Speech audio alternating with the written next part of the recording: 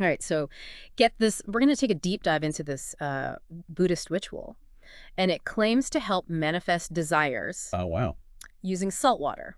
Oh, okay. I know, right? Sounds kind of out there. Yeah, a little bit.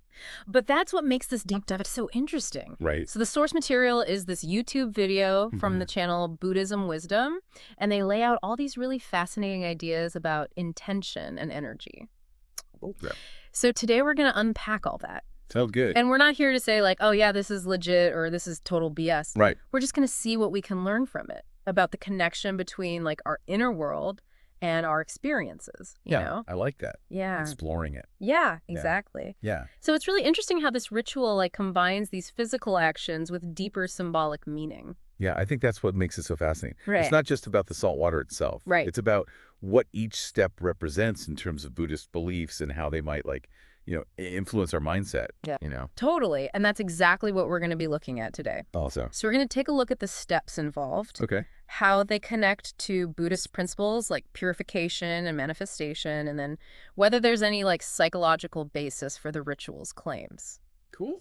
So the video starts by introducing this whole idea of placing your name in salt water Okay. to attract peace, prosperity, and harmony. Right. Things I think we can all get behind, right? So sure, who wouldn't want that? Exactly. But what really piqued my interest was the connection to like Buddhist teachings that the video emphasizes. Yeah, that connection to tradition adds a certain weight to it, you know? Yeah, totally. Like, is there something more to it than meets the eye? Totally. So let's break down the ritual itself. Okay, let's do it. All right, so the video outlines some specific materials you'll need. Okay. So you need a glass or ceramic container, Okay. pure water, sea salt paper, and a pen. Right. So kind of basic materials. Yeah, pretty basic stuff, right? But it's worth noting that they emphasize like natural elements, you know? Oh, yeah, for sure. Like glass or ceramic over like plastic. Yeah. So it suggests this focus on like purity and being in harmony with nature. Right. It's like setting a specific kind of energy for the ritual. Yeah, exactly. Yeah. And then there's the mental preparation involved. Oh, interesting. Yeah, so the video stresses finding a quiet space, entering a meditative state, and like really honing in on your intentions. Right. So it's not just like a quick, on-the-go kind of thing. No, not at all. Yeah. And this focus on mindfulness like aligns with those core Buddhist practices. Oh, for sure. It's all about cultivating a calm and focused mind, Yeah. which is believed to like amplify the effectiveness of the ritual. Mm-hmm. And even outside like a Buddhist context, like many spiritual and psychological practices emphasize the power of like being fully present in the moment. Yeah, totally. You know? Being present is huge. Yeah, for sure. Yeah. Okay, so once you're in that headspace, then you write your name and your desires on the paper. Okay. And this is where the symbolism gets really interesting. Yeah. So you place that paper in the salt water. Okay. And you visualize your desires manifesting like as if they're already real. Oh, wow. So what do you make of this combination of like physical action and visualization? It's really interesting, right? Yeah. Because it's this blend of the tangible and the intangible. Right. So, the act of like writing down your desires brings a sense of like concreteness to them. You're putting it down on paper. Yeah. And then by pairing that with visualization, you're essentially engaging in a kind of mental rehearsal, Oh, wow. Yeah. and you're imprinting those desires onto your subconscious. It's like you're sending a message out to the universe or Yeah. even like programming your own mind to be more receptive to those desires. Exactly. And this ties into that Buddhist concept of intentionality. Okay. It's about actively participating in shaping your reality, not just passively hoping for things to happen. So it's not just like, oh, I wish I had this. It's like, I am going to work towards this. Right. It's about taking action. Yeah. Yeah. And that action in this case is this ritual. Exactly. Okay, so then comes the waiting game. Okay. Yep. You leave the container undisturbed for at least 24 hours. Mm-hmm. And, as the video suggests, you're letting the salt water, like, work its magic. Right. And then finally you dispose of the water and the paper respectfully. It's Okay. like maybe pouring it onto the earth or something. Yeah. So what do you think is the significance of these final steps? I think that waiting period is really important. Okay. It emphasizes patience and trust in the process. Mm-hmm. It's a reminder that, like, manifestation often takes time. Right. It's not an instant thing. It's not like overnight you're a millionaire. Exactly. Oh, Yeah. okay. And then that respectful disposal. Yeah. I think that can be seen as a way of like acknowledging the sacredness of the ritual, like completing the cycle in a way that honors the elements and the intentions that were involved. It's interesting how even these like seemingly simple actions Yeah. are imbued with meaning. Totally. Yeah. It makes the whole process feel more intentional and deliberate. Exactly. Yeah. So we've got these specific steps, and each one has like its own layer of meaning, but let's dig a little deeper into those Buddhist teachings that the video mentioned. Yeah, let's get into it. And see how they relate to this ritual. For sure. Yeah, so the ritual like incorporates a few key Buddhist concepts. Okay. Starting with purification. Okay. So the video talks about like water and salt being cleansing agents, both physically and energetically.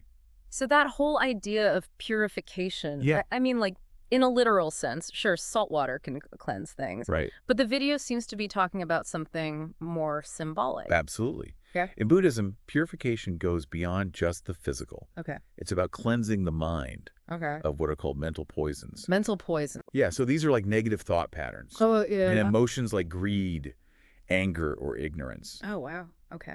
And these were seen as like obstacles on the path to enlightenment. So are you saying that, like, the salt water is kind of like a metaphor Yeah. for washing away those negative thought patterns? Exactly. That might be holding it back from, like, achieving our goals? Precisely. It's about creating this sense of inner clarity and purity. Okay.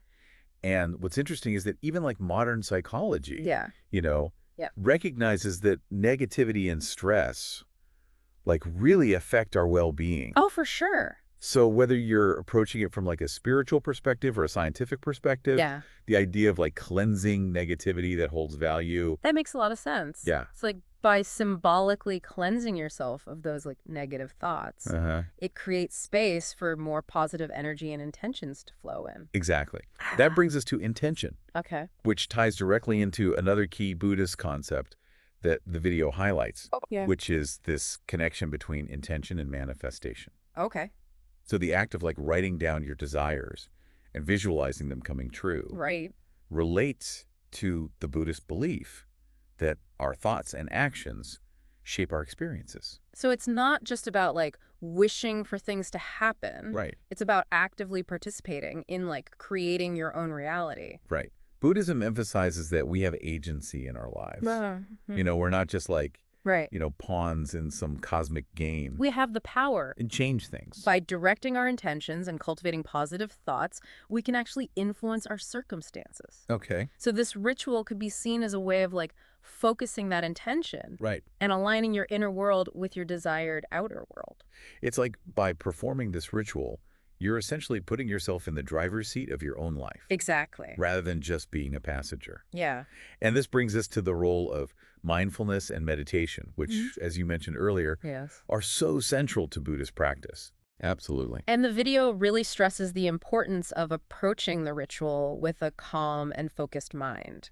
Yes, because in Buddhism, a calm and focused mind is seen as like essential for gaining deeper insights and achieving a state of clarity. Okay.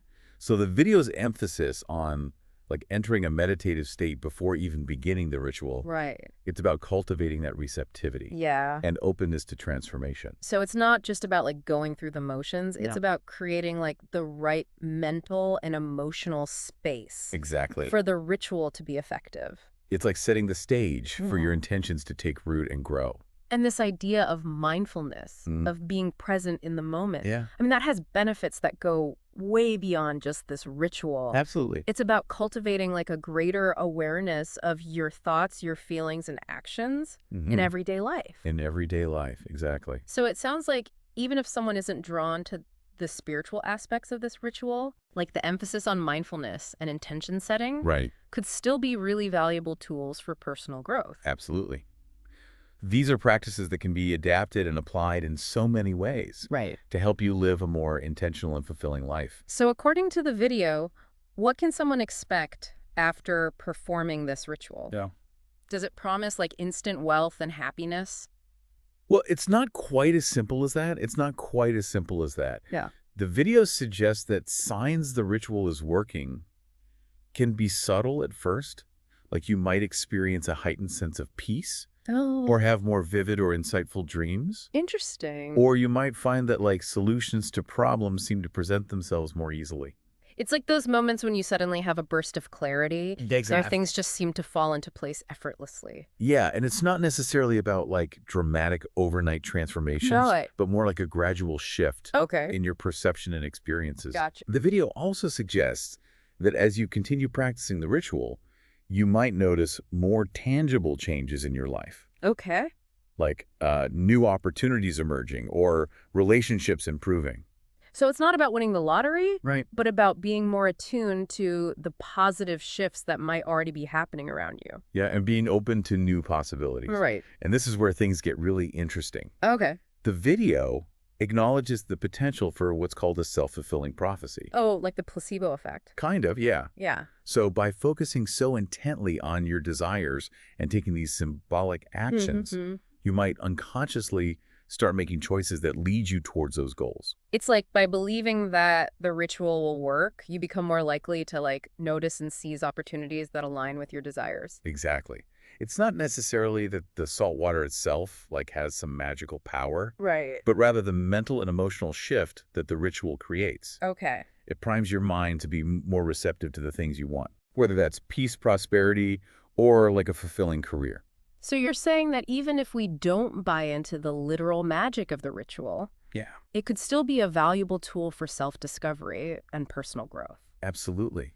It Mm. encourages you to clarify your intentions, focus your energy on what you truly want, and maybe even like step outside of your comfort zone Right. to make those desires a reality. And this ties back to what we were discussing earlier about like the power of intentionality. It's Exactly. not just wishful thinking. Yeah, It's right. about actively shaping your reality Yeah. through your thoughts and actions. Exactly. And whether or not you believe in the mystical aspect of it, Right. there's something to be said for the psychological impact of rituals. Hmm. You know, they can provide a sense of structure, focus, and meaning, Yeah. which can be incredibly empowering. It's like by engaging in a ritual, you're making a conscious commitment to yourself and your desires. Exactly. And that act of commitment in itself can be a catalyst for change. Okay, so as we wrap up our deep dive into this saltwater ritual, Yeah. I think the key takeaway is this. Okay. Whether or not you subscribe to the spiritual beliefs behind it, the ritual offers like a fascinating glimpse Yeah. into the interplay of belief, intention, and action. Absolutely. It highlights the potential power of our minds to shape our experiences Or sure. and encourages us to explore the connection between our inner world and the outer world. I love that. And it leaves us with this like thought-provoking question to ponder. Okay. Hit me. Even if we don't believe in the literal power of salt water to grant wishes, Yeah. could there be value in engaging in rituals like this as a way to clarify our intentions and focus our energy on what we want to achieve? It's definitely something to consider. Yeah. Rituals, even simple ones, can serve as powerful reminders Right. of our goals and aspirations. Mhm. And they can help us to stay aligned with our values and like create a more fulfilling life. What about you listening? Have you ever tried a ritual like this or something similar? We'd love to hear your thoughts. Thanks for joining us on this deep dive.